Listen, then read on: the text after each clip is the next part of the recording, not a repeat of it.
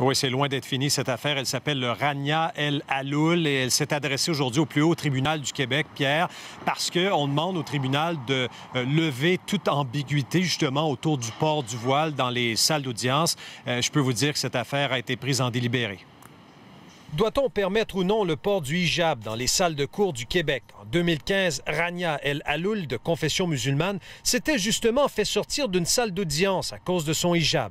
À l'époque, la juge Eliana Marango avait évoqué un règlement qui dit que toute personne qui se présente dans une salle d'audience ici au Palais de justice de Montréal doit être vêtue convenablement avant de comparer le hijab à une paire de lunettes ou un chapeau.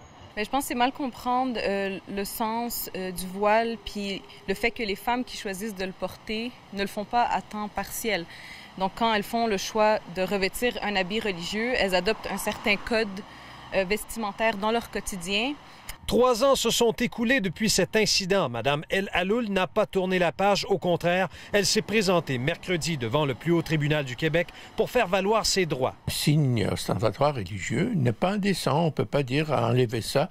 Ça ne dérange personne et elle a le droit de le porter. C'est l'avocat réputé montréalais Julius Gray qui la défend. Question de religion, c'est vraiment ça, comme demander à quelqu'un d'enlever son turban qui part.